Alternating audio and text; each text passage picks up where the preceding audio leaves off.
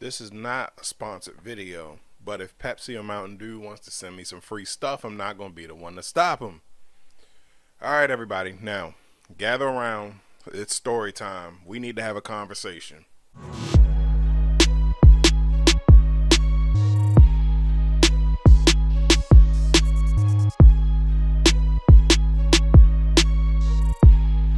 What is up, everybody? My name is Advance, and this is Advance Sports Talk. So, you would think that the way that the world is pretending that racism doesn't exist, that we wouldn't have to have this conversation, but I'm a realist. So, unfortunately, this is a conversation that we need to have. The state of black coaches in the NFL. There are so few black coaches to the point where the league has implemented a rule to whereas if you hire a black coach, you get an extra third round pick. They got to incentivize you to hire a black coach. Now, in the same respect, that will then trigger somebody to say like, oh, well, you know, they weren't really hired for their credentials. They was hired because of this offshoot of affirmative action. Now, that's retarded. All right, so subject A that we have down here, Brian Flores. So, the Miami Dolphins hired Brian Flores as their head coach. Brian Flores was fired from the Miami Dolphins after 3 seasons. What makes this the most controversial is the fact that his overall record is 24-5, with this past season being 9-8. You know, if it wasn't for the extra game, that might have been a 9-7, or it might have been an 8-8. Who knows? But yeah, finishing above 500 is a winning season. So then there was rumblings talking about button heads in the back office over draft picks. The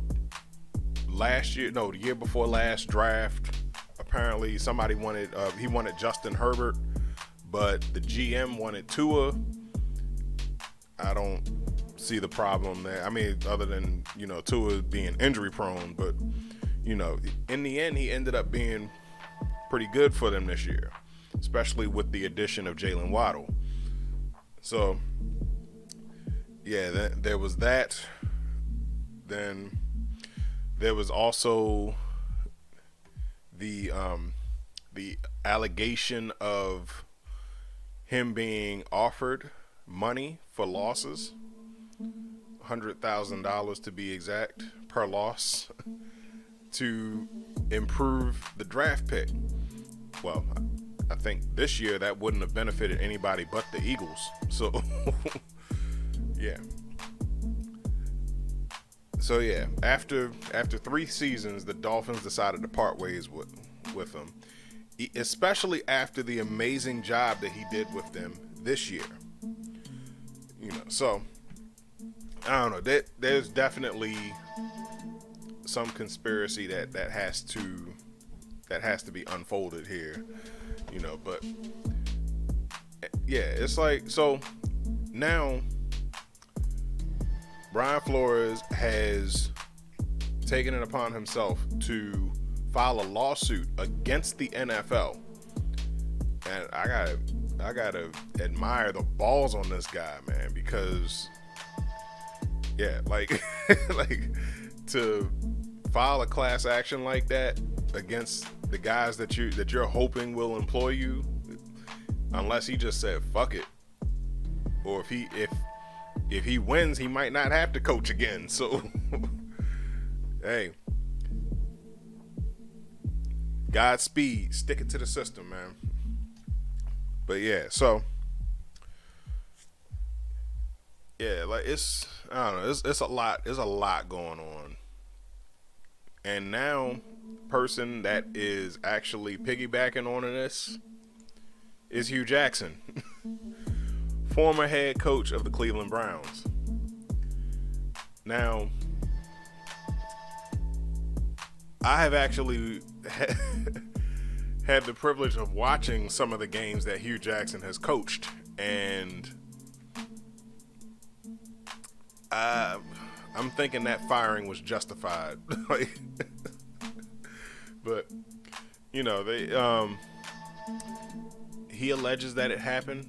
Also, the same thing with the incentivizing tanking a season, just like with what Flores alleged. So Hugh Jackson is now alleging the same thing. So it's like, is it a case where there's black head coaches that are set up to fail?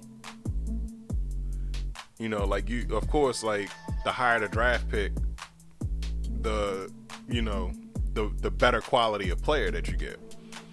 The one thing that they said about Cincinnati is that they got like a shitload of first round picks. When you look at the team formerly known as the Washington Redskins, now officially the Washington Commanders, you know, their whole D-line is first round picks. So yeah, quality first round picks, not just like Mr. Irrelevant, you know, like, so yeah. They're they have they got a premier pass rush because of all the draft picks, because of all the first round draft picks on their D-line. Who else? I would say Detroit, but I can't think of anything. I think Detroit. No. But yeah, Jacksonville. That's how they got Trevor Lawrence.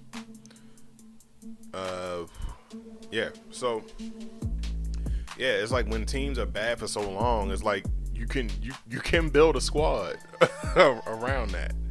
But yeah, going back to Flores, man, Flores went full Tekashi 6ix9ine on the NFL.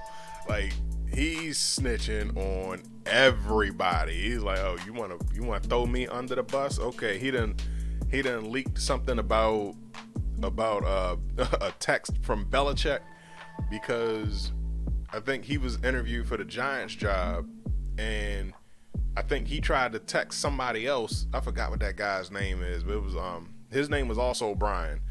So he thought he was texting somebody else. He texted Brian Flores telling him, congratulations, you got the job. And he texts back like, I didn't interview yet. Are you sure you're talking to the right person?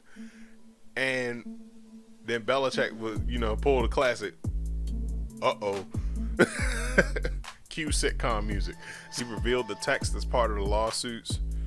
So really, he's suing the NFL over the Dolphins, Giants, and Broncos racist hiring practices.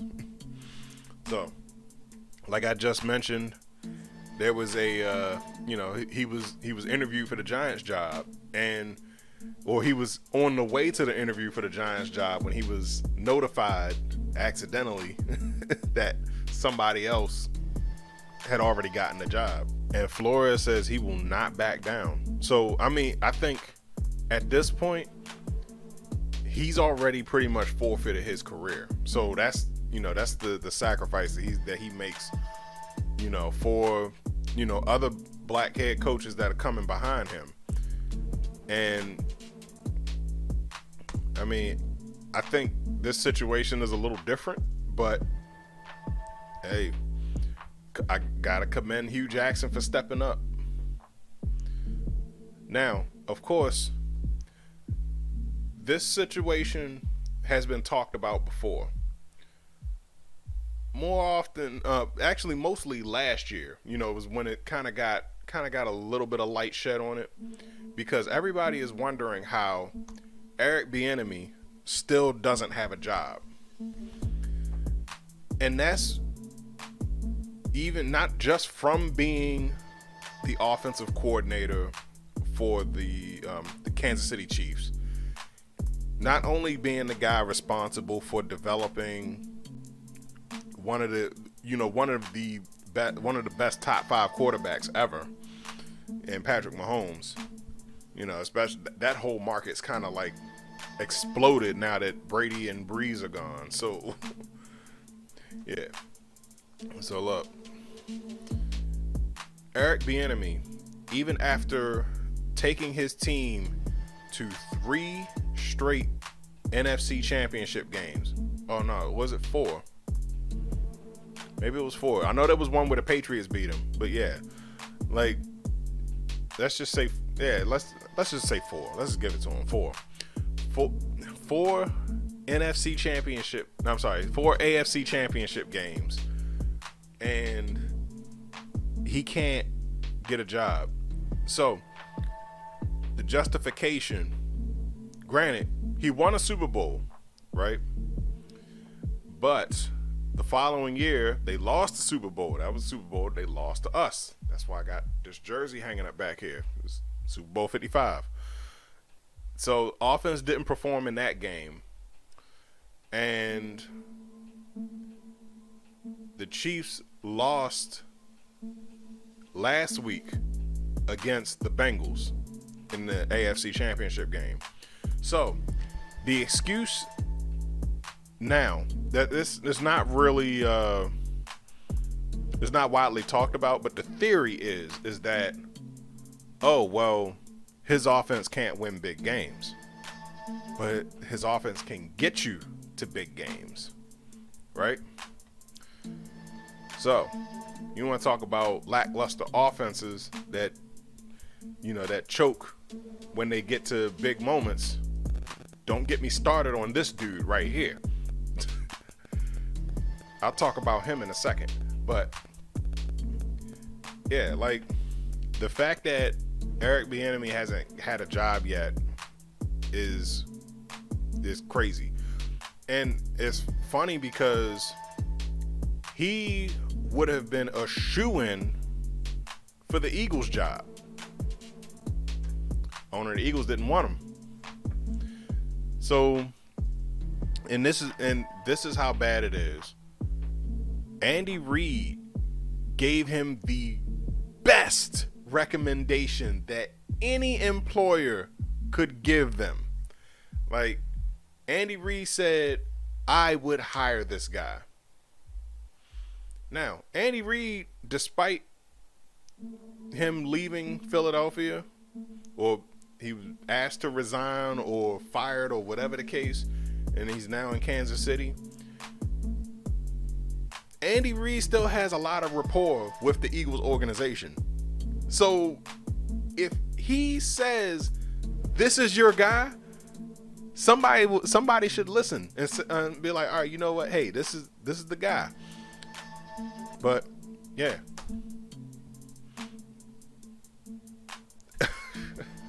Man, I don't know, but in any case, yeah. So this has been a topic of discussion for the last 2 years. It is like, what will it take to get Eric Bienemy a job?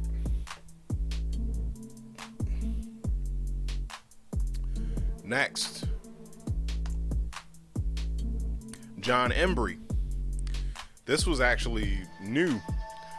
San Francisco 49ers parted ways with assistant head coach and tight end coach John Embree. What did John Embree do? Oh, nothing big. You know, he's just instrumental in the development of a top 5 tight end. You might have heard of him. His name is George Kittle. Yeah. So, yeah, it was said that San Francisco asked him to take a 60% pay cut, and he refused. So they decided to cut his salary to zero and fire him.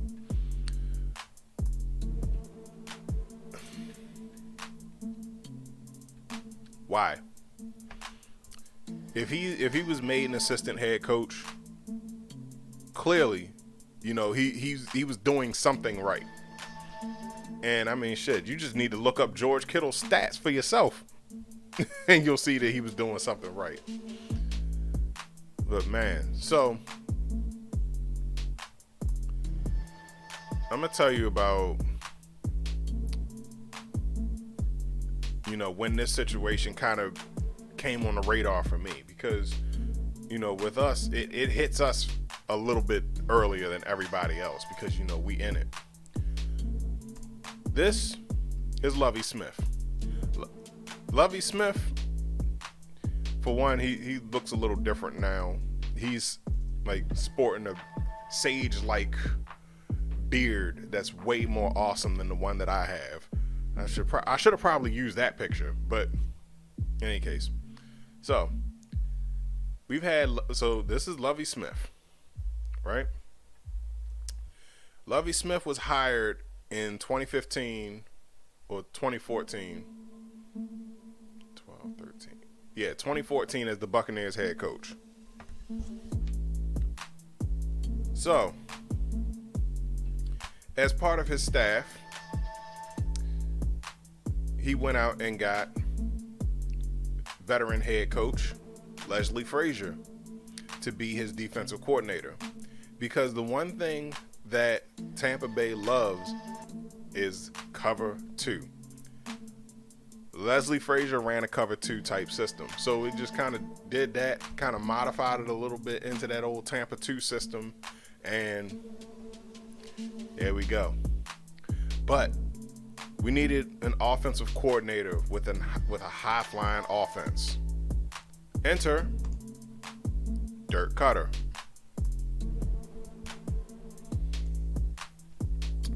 So,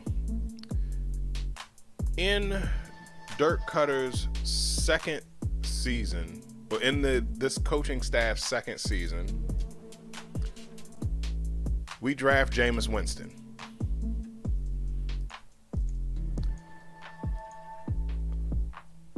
So, in drafting Jameis Winston, it was like, all right, hey, now we got a quality first round pick, quality quarterback. He can throw it, you know, he can throw bombs, and he can run, and, you know, he can do whatever we need him to do, right? So, Lovie Smith was hired. I believe I heard that he was hired on a 5-year deal, or he had a 5-year plan on how he was going to build this program, and he was fired after 2 seasons. It was a 2-14 season and an 8 and hold up, because I want to make sure I get it right.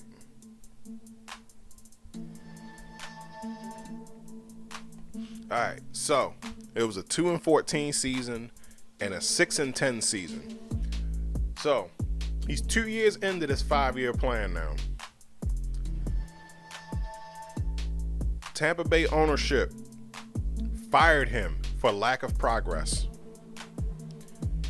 Last time I checked, 6 is more than 2, right? So, what ended up happening is that they found out that Dirk Koetter was getting interviewed for jobs, because even though our record didn't show it, we still had, you know, we had an explosive offense. So that's the thing about Dirk Koetter's offense, is that, you know, it's all fluff. You know, you get those Pro Bowl playoff caliber numbers, but in the end, it's all empty calories. It's not good for you. So, long story short, So they find out that Dirk Koetter is getting interviews, and so they're like, hey, this is how I imagine that it went down. They pretty much called him in and talked to him and said, hey, we kind of want to keep you because, you're an offensive minded coach, and we just got this first round quarterback who has all the talent in the world. I mean, he might have had some problems involving some crab legs, but he's got talent, and we need somebody that can help, develop him, and we don't want him to start all over with another offensive coordinator.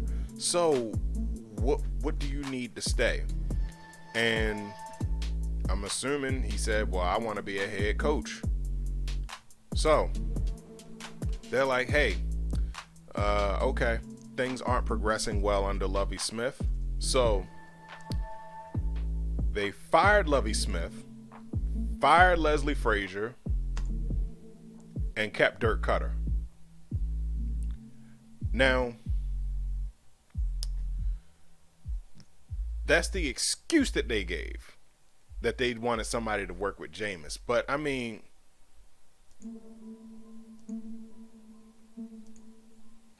what do these three guys have in common? What's the common denominator? I mean, come on now. So yeah, and then on top of that, Lovie Smith didn't even know he was fired. He got fired when he found out. How he found out he was fired? He saw it on ESPN. The website. They didn't even report it. It was on. I don't know if it was on an app or whatever, but it was an article. So they didn't even report that he was fired. They said that's how he found out. So of course, then they, ownership backtracked and they went and called him in and said like, hey, do you want to come in and you want to talk about it? I mean, because I think you're owed that much. And he was like, nah, we should probably keep it like this. Translation, it was about to be a fight.